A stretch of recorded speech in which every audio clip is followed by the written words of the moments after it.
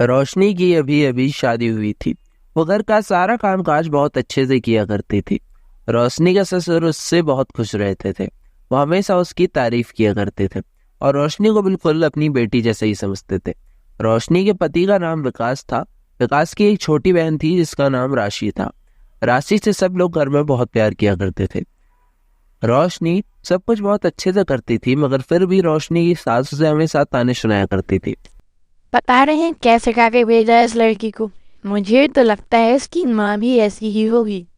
रोशनी ये सारी बातें सुनने के बाद भी बिना किसी से कुछ कहे अपना काम अच्छे से किया करती थी। मगर रोशनी की सास रोशनी की तुलना अपनी बेटी राशि से किया करती थी और राशि के सारे काम वो रोशनी से ही करवाया करती थी।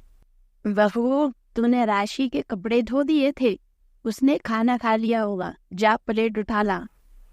रोशनी दिन भर ताने सुनने के बाद भी बिना किसी से कुछ कहे अपना पूरा काम करती रहती थी। मगर रोशनी के ससुर को उसके साथ हो रहा ये व्यवहार गलत लगा और एक दिन उन्होंने रोशनी को अपने पास बुलाकर कहा, बेटा ये लोग तुम्हें इतना परेशान करते हैं, तुम कुछ कहती क्यों नहीं हो? आखिर मैं क्या कर सकती हूँ, वो तो मेरी माँ है ना, बस थोड़ा सा काम ही तो करना पड़ता है, आप परेशान मत हो। रोशनी तो किसी से कुछ नहीं कह रही थी, मगर रोशनी के ससुर ने अब ठान लिया था कि वो रोशनी को अब और परेशान नहीं होने देंगे। अगले दिन जब रोशनी की सास ने उसे बुलाया, बहू, उसने खाना खा लिया होगा, जा प्लेट उठा ला। नहीं, रोशनी कोई प्लेट उठाने नहीं जाएगी। छोटा सा काम है, राशि खुद भी कर सकती है। अच्छा, तो अब ये पल की आई लड़की तुम्हें इतनी प्यारी हो गई कि तुमने अपनी लड़की को ही पराया कर दिया। ऐसा नहीं है, कल को जब राशि अपने ससुराल जाएगी तो उसे भी ये सब काम करना पड़ेगा। अच्छा होगा अभी से सीख ले।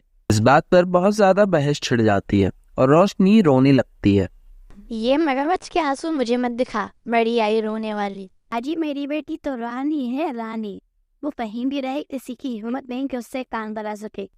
अगर तुम्हारी बेटी रानी है तो मेरी बहू भी रानी है।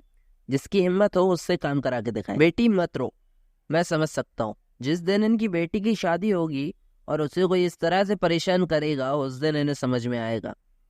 कुछ ही दिन गुजरते हैं कि राशि को लड़के वाले देखने आ जाते हैं और राशि को भी वो लड़का खूब पसंद आता है और कुछ ही दिनों में राशि की उस लड़के के साथ शादी तय हो जाती है। मेरी बेटी तो रानी बन के रहेगी। देखा है कितना अच्छा लड़का मिला है उसे, हाथों पे रखता है मेरी बच्ची को। कुछ टाइम बाद राशि की शादी होती है और वो अपने ससुराल चली जाती है। 1 महीने सब कुछ बहुत अच्छा चलता है। रोशनी बेचारी अभी भी सारा काम बहुत अच्छे से करती थी। अब कुछ ही दिनों बाद राशि के घर वाले उसे परेशान करना शुरू कर देते हैं। उससे दिन भर काम कराते हैं और ताने सुनाते हैं। जब ये बात रोशनी की माँ को पता चलती है तो वो बहुत गुस्से में आ जाती है और राशि के ससुराल फोन लगाकर उनसे कहती है, तुमने मेरी बेटी को समझ क्या रखा है? मैंने अपनी बेटी को कभी एक प्लेट नहीं उठाने दी और तुम हो कि मेरी बेटी से झूठे बर्तन धुलवाती हो। देखो बहन, राशि अब सिर्फ तुम्हारी बेटी नहीं रही, वो हमारे घर की बहू है। हम जो चाहें करवा सकते हैं। और हाँ, हमारे परिवार के मामले में दखल अंदाजी करने की कोई जरूरत नहीं है।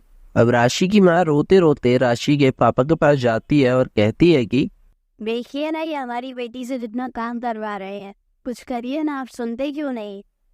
क्यों, क्या हो गया? थोड़ा सा काम ही तो करवा लेते हैं, आखिर उनकी बेटी भी तो रानी है ना।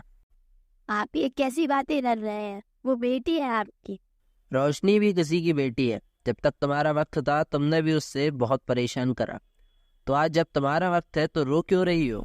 फिर रोशनी का ससुर रोशनी की सास को प्यार से समझाता है कि जो हम लोग दूसरों के साथ करते हैं, आखिर में हमारे साथ भी वैसा ही होता है।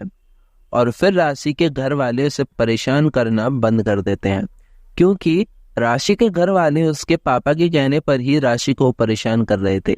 राशि के पापा ने ऐसा इसलिए करा था क्योंकि वो राशि की मम्मी को सबक सिखाना चाहते थे, इसीलिए उन्होंने राशि के साथ ऐसा किया था।